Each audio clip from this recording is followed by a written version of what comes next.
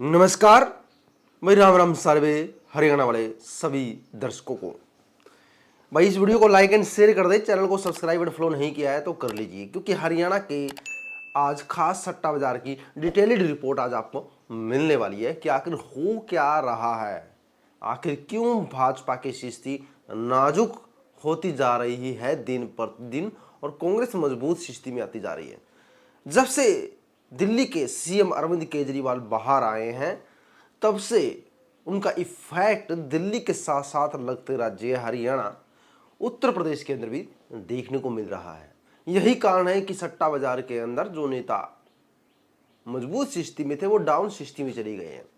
अगर हरियाणा की बात की जाए तो यहाँ के कदावर और सबसे मजबूत नेता पूर्व सीएम मनोहर लाल खट्टर की स्थिति भी करनाल के अंदर नाजुक हालात में चली गई। हालांकि सट्टा बाजार उनको ही जीत दिखा रहा है, लेकिन हालात काफी नाजुक बने हुए हैं।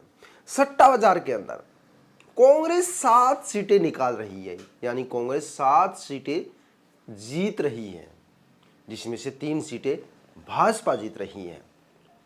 इन 3 सीटों पर भी भाजपा की स्थिति कुछ हद तक मजबूत नहीं है। वो 3 सीटें हैं करनाल, जहां से भाजपा की हालात मजबूत है, गुरुग्राम, जहां से भाजपा के हालात मजबूत बने हुए हैं, और तीसरी सीट है सोनीपत सीट, जहां पर भाजपा के हालात नाजुक है। वो भी क्या पता अपने हाथ से भाजपा अपनी ये सीटें गवा दे। बाकी बची हुई सीटों पर भाजपा की स्थिति कमजोर है। हिसार के अंदर जिस प्रकार से रणजीत सिंह चौटाला का विरोध हो रहा है, रोहतक के अंदर जिस प्रकार से शर्मा का विरोध हो रहा है, सोनीपत के अंदर भी जिस प्रकार से विरोध हो रहा है भाजपा कैंडिडेट का, इन हालातों को देखते हुए भाजपा का जो है मार्जिन कम हो रहा है, जिस कारण सट्टा बाजार के अंदर इनको हारता हुआ दिखाई दे रहा है। वहीं पर सिरसा, हिसार, रोहतक, भिवानी, अंबाला, कुरुक्षेत्र, जहां से इंडिया गठबंधन के कैंडिडेट चुनाव लड़ रहे हैं, भाजपा हार रही है, कांग्रेस जीत रही है। करनाल से भी प्रो सीएम मनोहर लाल खट्टर के सामने एक ऐसे कैंडिडेट को उतारा गया है, बुद्धिराज, जो पूरी की पूरी कड़ी टक्कर दे रहा है। भैया आप यकीन नहीं करेंगे, क्या पता शायद कुछ दिनों में सट्टा बाजार करनाल से ही पूर्व सीएम मनोहर लाल खट्टर को हिला दे, क्योंकि हालात काफी नाजुक बनी हुई है। यही हालात दिन प्रतिदिन कमजोर बना रही है भाजपा को। भाजपा को कमजोर होने के पीछे लोगों के सवाल है, क्योंकि देश के रिटायर्ड फौजी सवाल पूछ रहे हैं कि हमारे टाइम में हम 9 साल ट्रेनिंग लेकर देश के बॉर्डर पर जाते थे, तो आज अग्निवीर क्यों 6 महीने की ट्रेनिंग लेकर देश के बॉर्डर पर जा रहा है? क्यों आज किसानों को आंदोलन के लिए रोडों पर आना पड़ रहा है? वहीं पर आपको बता दें कि महेंद्रगढ़ के अंदर राव दान सिंह की मजबूत स्थिति का आंकड़ा इसी बात से लगाया जा सकता है कि भाजपा उम्मीदवार धर्मवीर चौधरी बंसीलाल जी के नाम पर वोट मांगने लगे। मोदी जी के नाम पर मांगते मांगते चौधरी बंसीलाल जी के नाम पर वोट मांगने लगे।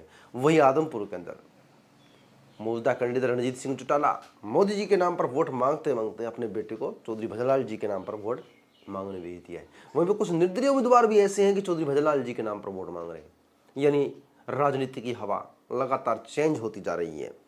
वहीं पर आपको बता दें कि फरीदाबाद में भाजपा प्रत्याशी के खिलाफ महापंचायत हो रही है। इतना घोर विरोध कि लोग महापंचायत तक कर रहे हैं।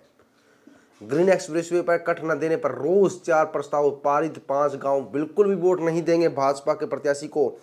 तो देख सकते हैं फरीदाबाद के अंदर तो इतना बड़ा नुकसान है। इसी कारण सट्टा बाजार के अंदर फरीदाबाद की सीट कांग्रेस के हाथ में जा रही है।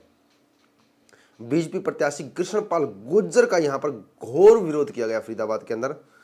वहीं पर इस सार में भव्य बिश्नोई से लोगों ने सवाल किए, खराब फसलों के मुआवजे को लेकर हमारे बड़े सीएम सैनी से मिलवाएंगे। वहीं पर लगातार भव्य बिश्नोई प्रचार कर रहे हैं। वहीं पर चूड़ीकला गांव में कुछ किसानों ने सवाल भी किए भाजपा विधायक से। वहीं पर आपको बता दें